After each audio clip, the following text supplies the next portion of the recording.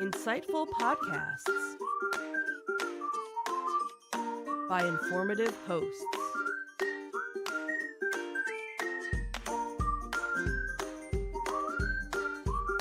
Insights into Things, a podcast network.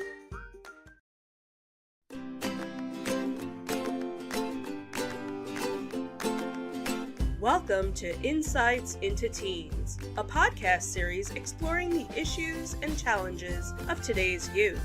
Your hosts are Joseph and Madison Whalen, a father and daughter team making their way through the challenges of the teenage years.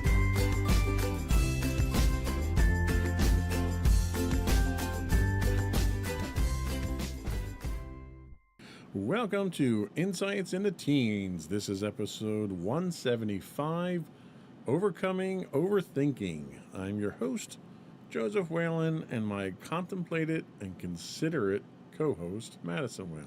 Hi, everyone. How you doing today, Maddie? I'm doing all right. How about you? I'm doing okay. We're back in for a podcast this week. We were going to do one last week. But we had a string of thunderstorms come through the 2 days that we would normally shoot. And just as an overabundance of caution, I decided not to do a podcast with that looming over us. Yeah. So we are back in studio today. And today we are talking about overcoming overthinking. Have you ever found yourself falling down a negative spiral where it feels as if your brain won't shut off? This is what overthinking can feel like. Many of us get in our own way by overthinking. This can look like worrying about things you can't control, delaying decisions to keep researching options, dwelling on your shortcomings, or maybe trying to predict other people's feelings or actions. Does that sound familiar? Don't worry, in this episode of Insights into Teens, we'll discuss the tools, strategies, and activities to help you let go of overthinking so you can become a calmer, happier, and overall more productive person. But before we do that, I would like to take a moment to invite our listening and viewing audience to subscribe to the podcast. You can find audio versions of this podcast listed as Insights into Teens. You can find video versions and audio versions of all of our network's podcasts listed as Insights into Things. We are available on Apple Podcast, Spotify, Google, Stitcher for a little while. I found out during our Insights into Tomorrow podcast, Stitcher's actually going away. Wow. We're also on iHeartRadio and TuneIn as well. Pretty much anywhere you can get a podcast. I would also invite you to give us your feedback. Tell us how we're doing. Give us your suggestions on topics we can discuss. You can email us at comments@insightsintothings. You can hit us up on Twitter at insights_things. Or check out our website at www.insightsintothings for all of our social media connections. Ready to get going? Yep. Here we go.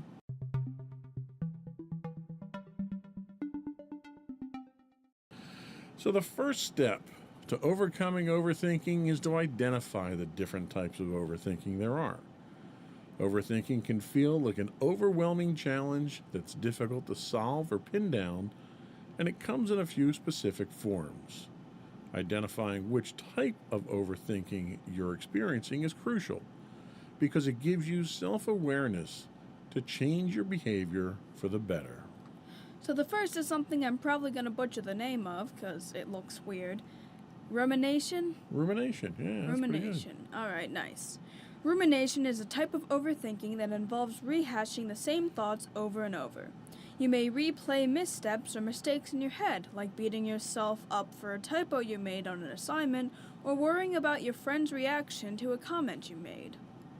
A good example of rumination is getting stuck in quote-unquote what-if scenarios.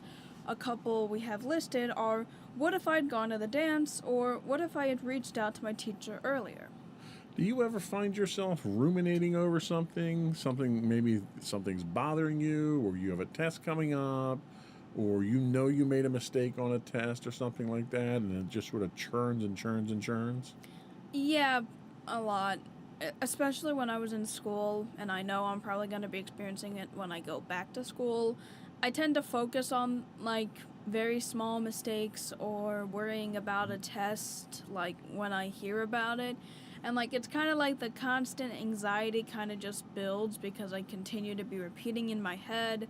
There are times when I see a mistake and I keep telling myself that I was terrible for making that mistake, and like it kind of continues to resonate in my head until I realize that it's like, okay, I probably shouldn't be worrying about this.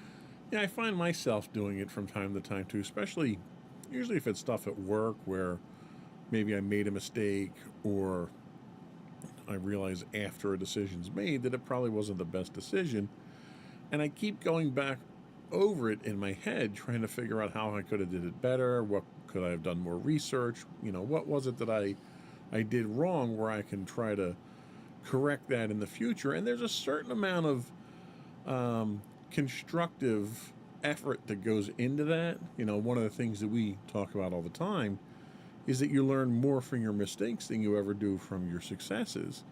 And in making those mistakes, it's important for us to go back and analyze them to the point that we can understand where the mistake is and how not to make it. Rumination is when we take that a little bit too far, I think, and we start to obsess over that type of thing. Yeah. So another type that we have is future tripping, when you're worrying about the future at the expense of enjoying the present. For example, you may think, I'm going to completely embarrass myself tomorrow when I give that presentation and forget everything I'm supposed to say. Or you may find yourself preoccupied and distracted by upcoming deadlines when at a dinner table with your family. Future tripping causes you to overthink about situations and problems before they even happen. Now, I fall into this trap frequently myself. Part of that is because I'm an analyst by nature. So one of the things that my brain just does is I come up with alternative scenarios. So if I know I have a project coming up, my job really is to figure out where it could go wrong, what resources I need, and how I'm going to respond. And if I'm not careful in how I do that, I can go down this path of getting lost in the what-if scenarios. Do you find yourself what-ifing, like if you know there's a test coming up or something? Absolutely. My main problem with it is when it comes to the various projects I get at the end, usually at the end of a marking period, which is why I've now basically dreaded any sort of end to a marking period, because that's when all my classes pretty much put in a project. They have a set amount of days to do, and yeah, that's like when I do the most future tripping, because I never think I'm going to be able to actually finish a large project in the amount of time that I've been given, and I begin to panic. And not only do I have one of those that I have to worry about, but I have like 3 others that I have to worry about as well, and it gets really stressful, and I hate it. Yeah, and again, this is the same type of scenario where a certain amount of this is constructive, because in your specific scenario, it helps you to plan out what you're going to do, to make sure that you've got 5 things that you need to do. This is the order in which I need to do the different things in order to get them all done on time. Yeah, that's like with summer reading and the ways of how I plan out how much I'm Right. going to read so that I have most of it memorized in case, something comes up in school when I start it. Right. So there's a fine line of being constructive and crossing over to the obsessive deconstructive side of things. And understanding where those warning signs are is really the key to kind of controlling these types of overthinking scenarios. What else did we have? The last type of overthinking we have is analysis paralysis. Say that 5 times fast. That 5 times fast. Anyway, this is indecision that keeps you stuck spinning your wheels. You may see many sides of a situation, but struggle to choose a single course of action. You may fear choosing the wrong solution, doing things imperfectly, or otherwise not maximizing your choice, and then hesitate or procrastinate as a result. So, I'm going to have to ask again, do you ever suffer from this? Yeah, I'd say I also probably suffer from it. Mainly something I've been doing over the summer at this point now, because it's like I have certain projects that, hey, I should be, doing because I have all this free time, but then ultimately I just don't choose any of them and kind of just sit and play video games, because at that point I'm just procrastinating on everything else because I just have so much that could be done. Yeah, it's funny. I notice that you suffer from analysis paralysis almost exclusively when it comes to creative endeavors, writing or drawing or music. That's usually when you tend to try to look at all the different angles and try to put all the pieces in place so that when you sit down to do it, you want to make sure that you optimize and maximize your time, which is good. But when it gets to the point where you're not doing anything and getting anything accomplished, then it's bad, obviously. Yeah. I run into this issue again, being an analyst myself by nature. My job oftentimes requires me to go down all these different rabbit holes. And there are times when we're making, one good example is we have to get a new printer contract for a lease printer down at one of our facilities. And one of the internal policies that I have is we need to get at least 3 quotes. We need to get 3 different vendors coming in with an offer of business that we can then look at. And that process alone often can bog down looking at the finer things. I mean, we're down to the point of looking at, what's the cost per print per page? And I've got one guy who comes in at a half penny more than another guy.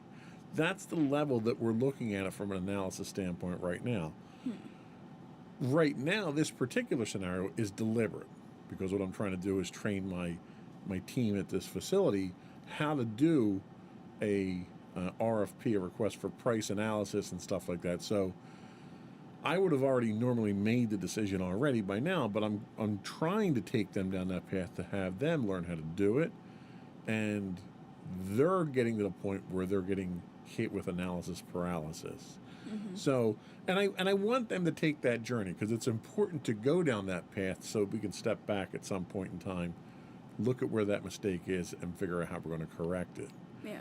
So this one's kind of an intentional one like that, but it happens all the time when you're in business and you're an analyst by nature. So which type of overthinking do you think you fall into most of the 3 we've discussed? Well, I don't think I'm really connecting as much with analysis paralysis, considering it's really only for one aspect that I've only noticed recently. So I'm not really feeling that much. Probably future tripping, honestly. Like, yeah, of course, rumination, like, I repeat thoughts in my head, even though they might, vary in, how I exactly put it, I still can have it repeated, but I think future tripping is the one I resonate the most with, because I tend to worry a lot about the future, and whether it be finishing a project, a test, or when it comes to my own actual future, I genuinely think that's the one I suffer the most from. Okay. And I think a lot of people do, so I don't think it's anything that's exclusive to you. Now, we've kind of been discussing the fact that there's a constructive side to this type of mentality, and there's a non-constructive side. The constructive side is often referred to as deep thought. So let's talk a little bit about the differences between deep thought versus overthinking. So we all have thoughts running through our minds most of the time. Thinking intentionally and deliberating through issues is key to being effective. But how do you know if you're deeply thinking about an issue versus overthinking? Well, first, deep thought moves you forward, where overthinking keeps you stuck. Deep thought is solution-focused. It aims to solve problems, and it's purposeful. Overthinking, on the other hand, is open-ended, circular, and doesn't provide useful thoughts. For example, being preoccupied with what your colleagues think of you does nothing to move you ahead. Putting together a plan to build your relationships is what will get you results. Deep thought focuses on what matters, while overthinking is obsessing over the inconsequential. Let's say you have a test coming up. Do you spend your time studying and reviewing the material? Or do you agonize over the last test you had that didn't go well and create a scenario in your head that the same thing will happen this time? Overthinking keeps us attached to the past, worried about the future, and turns minor situations into major ones. Deep thought is emotionally neutral. Overthinking is emotionally draining. If you're in deep thought, you may thoroughly analyze an issue or problem, but you're not judging yourself. You're focusing on neutral, observationable facts. Overthinking is driven by negative self-talk. Your thoughts may not reflect the truth of the situation and tend to be very self-critical and harsh.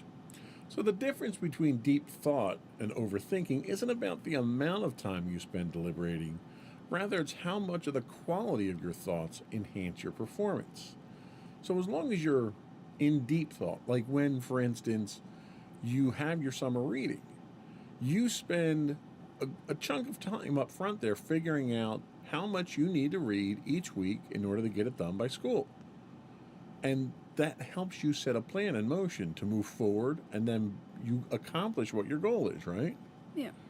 So, what's an example of something that's overthinking that you run into from time to time? I suppose that's normally when, this is.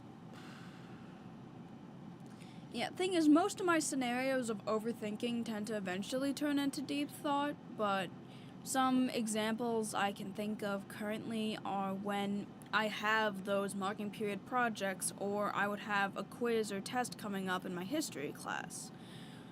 Because I know what because I know what happens when the marking period arrives and I get slammed with all the different projects, or I know that I haven't done well on certain quizzes in my history class, that it makes me nervous that I'm probably not going to be doing good again. And even with that, I ended up studying for a while, and I ended up still not getting a lot of progress, which had brought me down. And that's the example that I probably would go with, was your tests and your quizzes. It's interesting because the scenario isn't a give and take with you. So there are situations where you'll ace 3 tests in a row, but that 4th test, you'll still be nervous to take it, having no confidence built over those 3 tests that you just aced. But as soon as you get one bad test, you're a pile of worry, and you think you're going to fail school at that point in time. And it's too much of one, not enough of the other, right? So the one thing that I'm always trying to get you to do is have more confidence in yourself because of the achievements that you've acquired. And usually that's one of those things that helps to build your confidence. And we started at the end of last year having little friendly wagers. You would have a test come up, and I would say, what do you think you're going to get on it? And your answer would be, I think I'm going to get a 60. And I said, I'll bet you're going to get an 80 or better on it. And how many of those bets did I lose? Not many. No, not many. Because I had confidence in you. Because I sat with you and we studied, and I knew that you knew the answers. We would go over study guides. And when we went over study guides, you were answering questions before I even asked them. So I knew that you knew the material. As long as the test was on the material, you were going to ace it. Now, there were a couple of situations where the tests weren't on just the material. That was where you struggled. But anytime that you pay attention in class and you have that material available to study on, you do fine. So what you need to do is not overthink the concerns that you have. It's fine to be concerned because if you're not concerned, you're going to get indifferent, you're not going to study, and you're going to have a whole different set of problems. So it's good to be concerned, but do it through deep thought, not overthinking is the key here. I think we're going to take our first break. And when we come back, we're going to talk about important steps to overcoming overthinking. We'll be right back.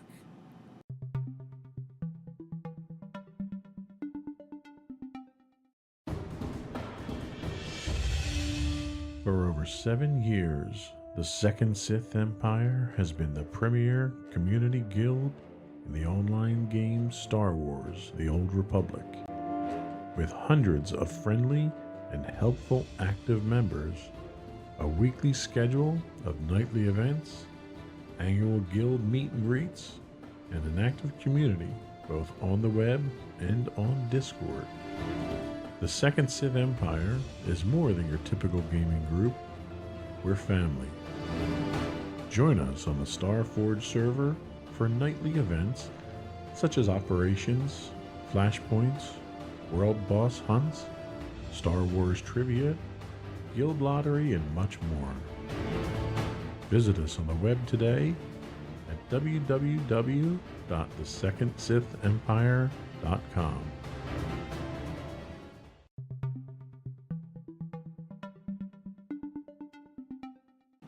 Welcome back to Insights into Teens. Today we're talking about overcoming overthinking. And one of the important steps to overcoming overthinking is to practice self-awareness. One of the biggest problems with overthinking is that you often don't realize you're doing it until it's too late. This is where self-awareness comes in, or the ability to pay attention to your thoughts. Monitoring your inner world not only helps you to get to know yourself better, but it also keeps you from falling into unhelpful thought patterns. Self-awareness can be hard, especially when school or life are demanding. It's easy to be on mental autopilot. I know I am, probably till at least 10 o'clock every morning when I go to work. It's a good thing I have a routine that I can do every day because until 10 o'clock hits, I'm really not even self-aware at that point. Just going through the motions during the day. The good news is that self-awareness can be cultivated with a little bit of effort and attention. Mindfulness practices prompt you to reflect on your thoughts throughout the day. Meditation is a great option. If that's not your thing, try taking a moment for reflection at natural points during the day, perhaps after lunch or before you pack up for the day. Tune in and examine what's going on in your head. What's your inner dialogue? What's the thoughts that are preoccupying your mind? It will take some time and practice to become more aware of your inner dialogue, but do your best to be aware of the stories going through your head. Maybe you're thinking, nobody likes me, or I'm going to fail. Whatever it is, write it down. Then determine what type of overthinking your thought represents. Is it rumination, future tripping, or analysis paralysis? A note of caution here, as you pay more attention to your thoughts, do not get hooked into overanalyzing them. Your goal here is to become more aware of your habitual thinking while having healthy detachment. Another part of overcoming overthinking is to create psychological distance. You start the week rearing to go, feeling confident and on top of the world.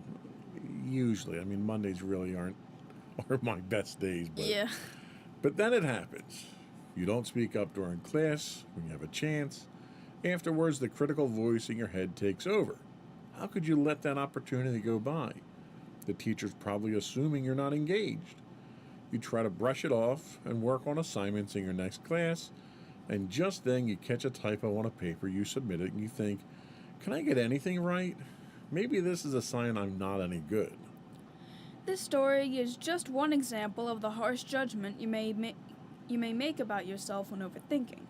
To stop, you first need to step back and evaluate whether your thoughts are realistic or helpful. You can do this through a technique called psychological distancing. This involves stepping back and gaining perspective, creating mental breathing room to consider the bigger picture and evaluate the situation and your next steps more objectively with a cooler, calmer head. This helps people to make better This helps people make better sense of their reactions, feel less stressed, and reduces emotional reactivity.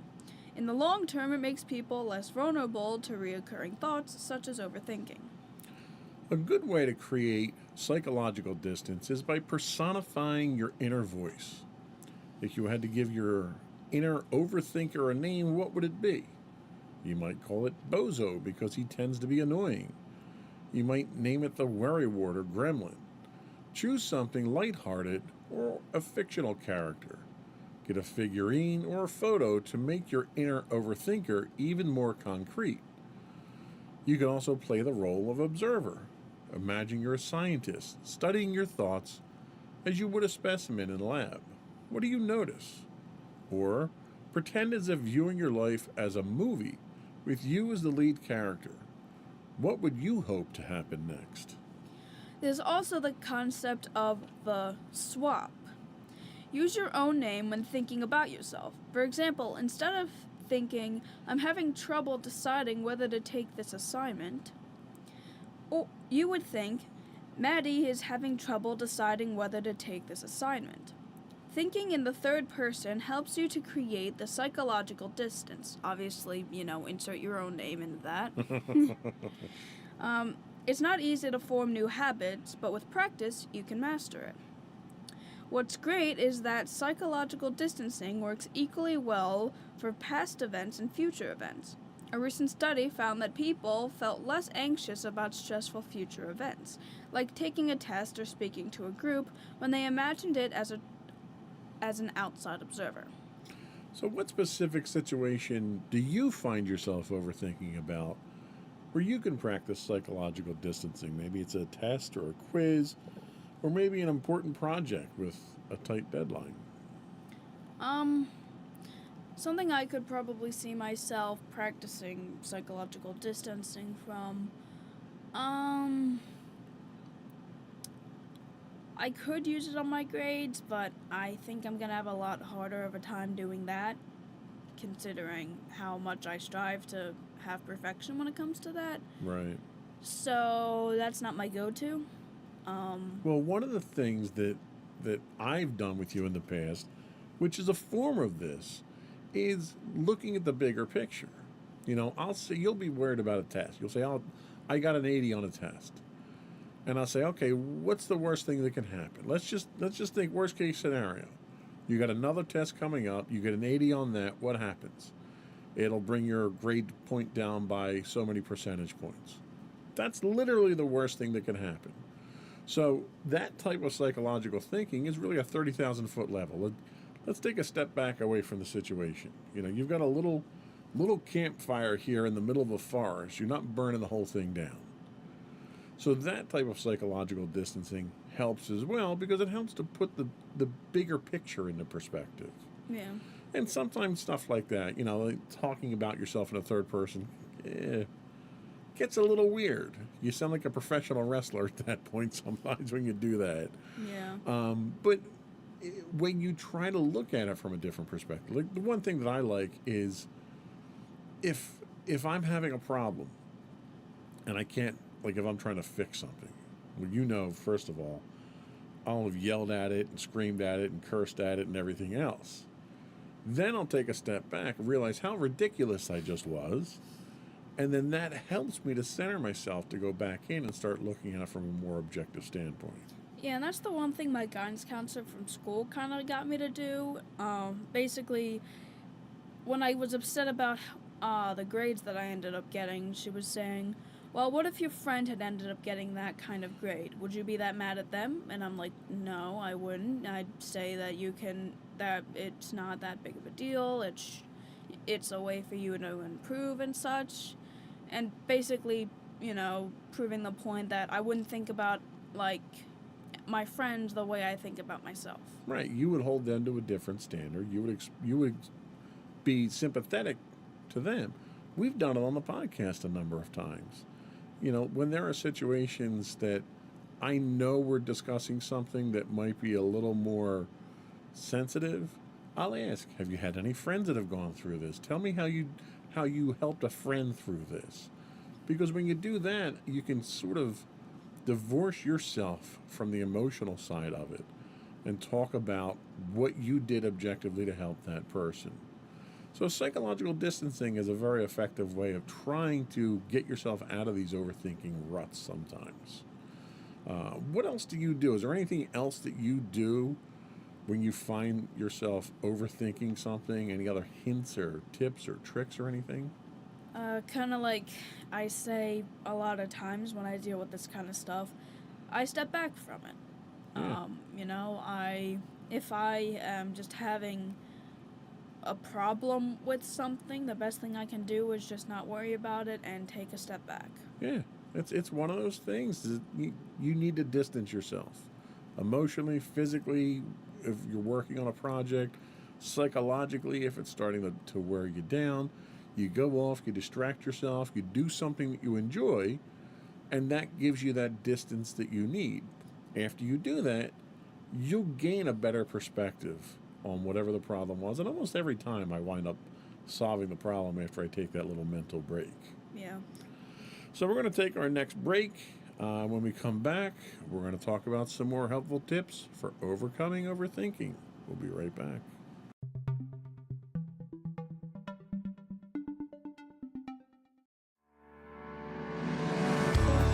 Insights into Entertainment, a podcast series taking a deeper look into entertainment and media. Our husband and wife team of pop culture fanatics are exploring all things from music and movies to television and fandom. We'll look at the interesting and obscure entertainment news of the week. We'll talk about theme park and pop culture news. We'll give you the latest and greatest on pop culture conventions. We'll give you a deep dive into Disney, Star Wars, and much more. Check out our video episodes at youtube.com/insightsintothings. Our audio episodes at podcast.insightsintoentertainment.com, or check us out on the web at insightsintothings.com.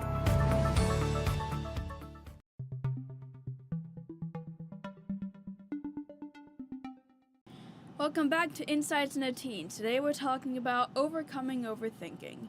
And now we're going to talk about some helpful tips in order to, overcome overthinking.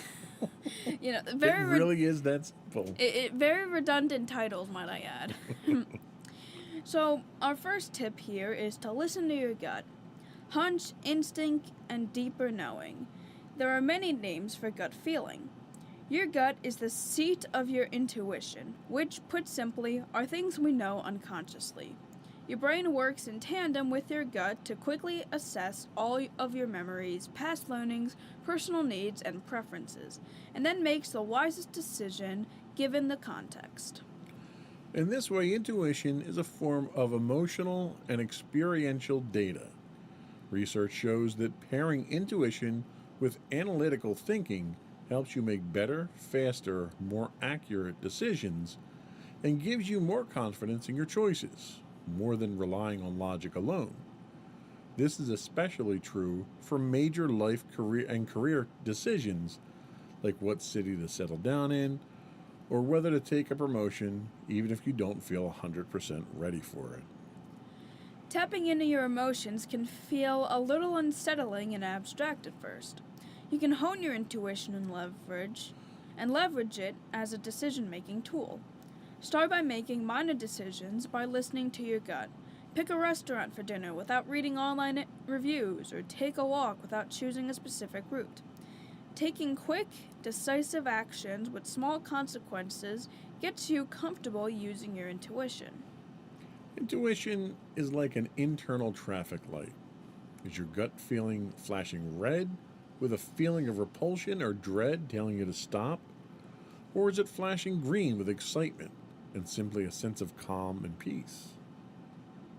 Another tool is the snap judgment test. On a piece of paper, write a question like, will going to the dance make me happy? Then list yes and no below. Then list yes and no below it. Don't know why that was so hard to say. I wrote it the way you just said it, so it's not my fault this time. After a few hours, come back to the paper and immediately circle your answer.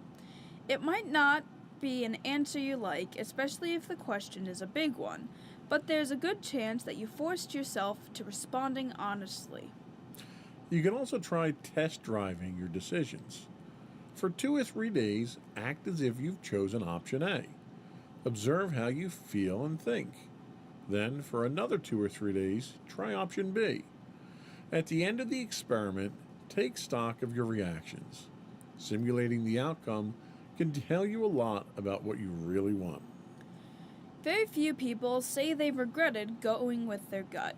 Chances are this is true for you as well. So take a moment today to prove to yourself you can be trusted. Set aside a few minutes to list 3 times you trusted yourself in the past and how it turned out. You'll find your gut is a more powerful decision-making tool. Another important tip is to handle fear with confidence. Picture it. You're overwhelmed with homework and you have a really important project that's due soon. Your mind is filled with worries and doubts. Can you really pull this thing off? Is this the right strategy to be focusing on? What if I can't deliver on my promises? What emotion do you think is driving your behavior at that moment? It's fear. Fear and overthinking tend to go hand in hand. That's because fear triggers your body's fight or flight response, alerting your nervous system to release stress hormones like cortisol and adrenaline.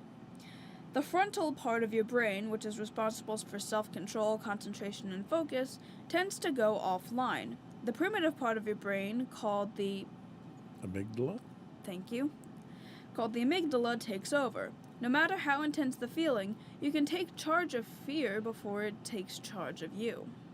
Let's explore a few ways to handle it with confidence and take decisive action.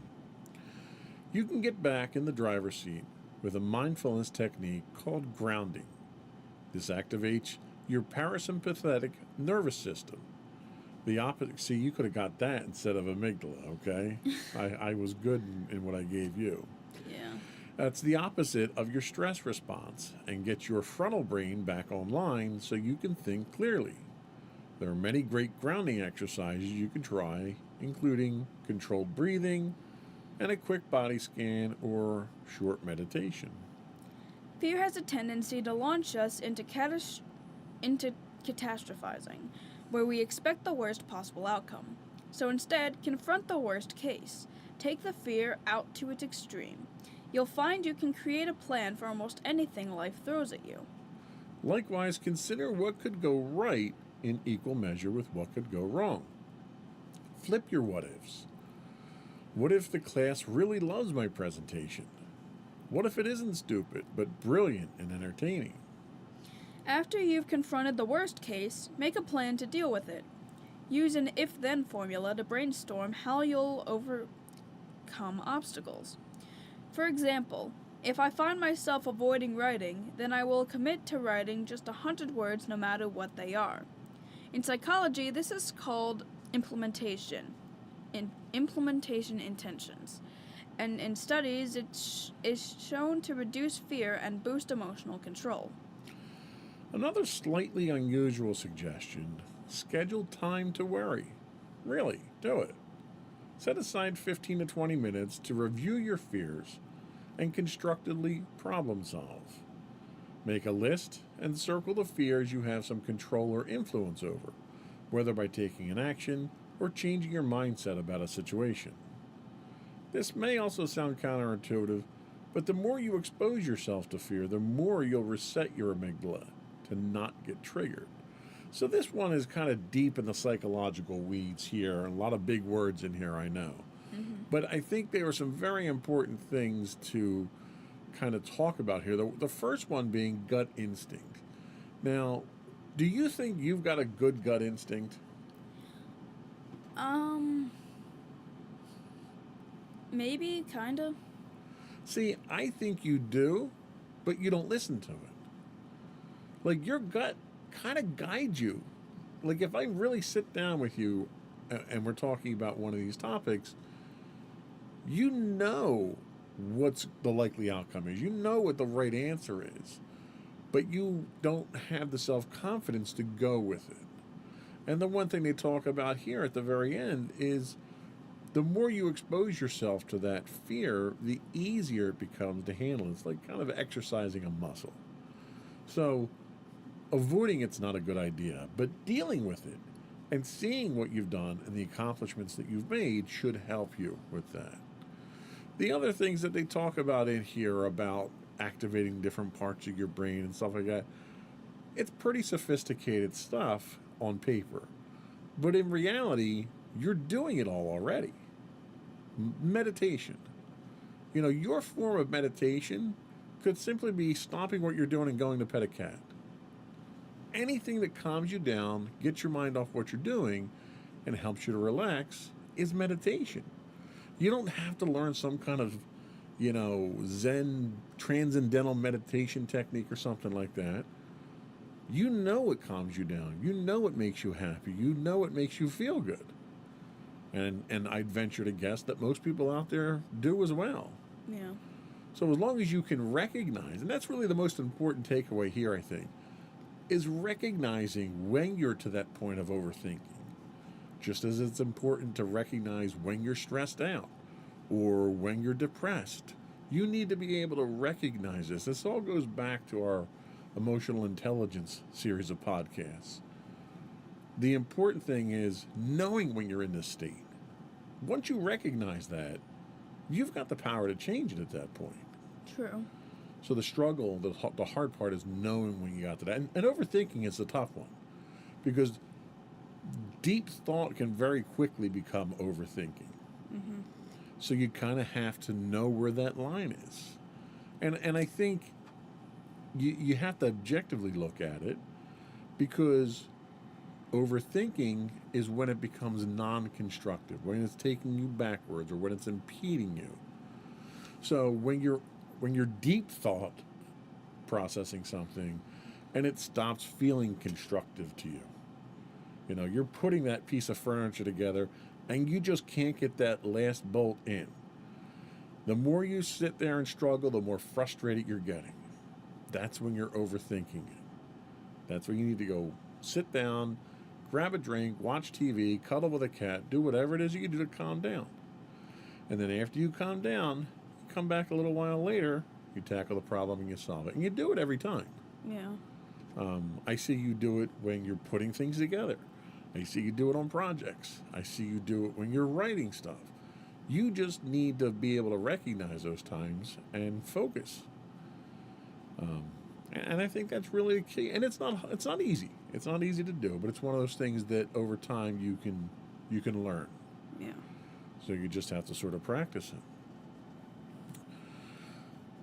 Did you ever hear the word amygdala before?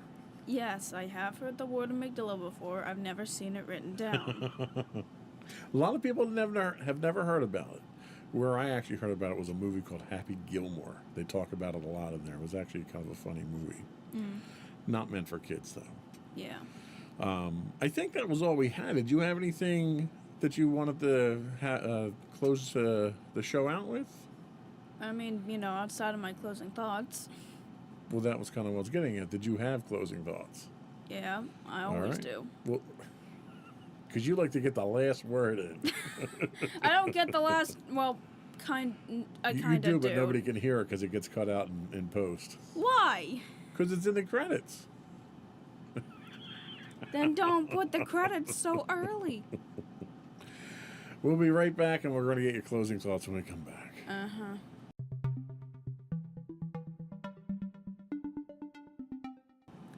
Okay, so to everybody out there, I just wanted to say, much like with everything in life, there's balance that kind of needs to go that needs to exist when thinking, I guess.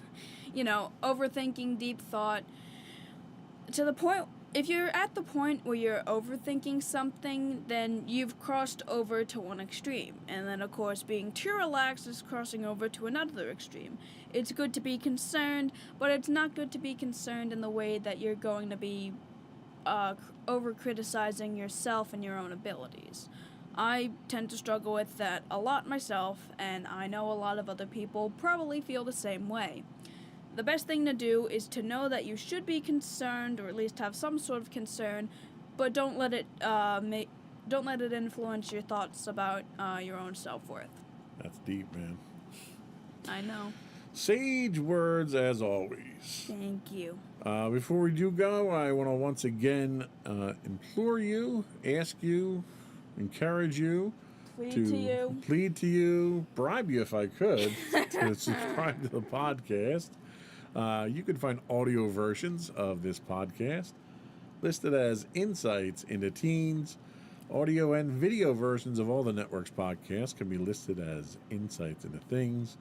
And we're available on Pandora, Castro, Podbean, Buzzsprout, anywhere you can get a podcast these days. I would also encourage you to check us out and give us some feedback. You can email comments at insightsintothings.com. You can hit us on Twitter or X or whatever Elon's calling it this week at insights_things. What are you, if you're not sending tweets anymore, are they zits that you're sending now? It sounds, yeah, just call them zits or something. Yeah, like if you have a whole bunch of zits in a thread, is that called acne now or something? I don't know. I don't get it. Anyway, you could find our podcast streaming 5 days a week on Twitch at twitch.tv/insightsintothings. And you can find that and much more on our official website at insightsintothings.com. And don't forget to check out our other two podcasts, Insights into Entertainment, hosted by you and Mommy, and Insights into Tomorrow, our not monthly podcast anymore, hosted by you and my brother Sam, that we did put out a new one for, so that's something. Yes, it is. That's it. Another one in the books. Bye, everyone.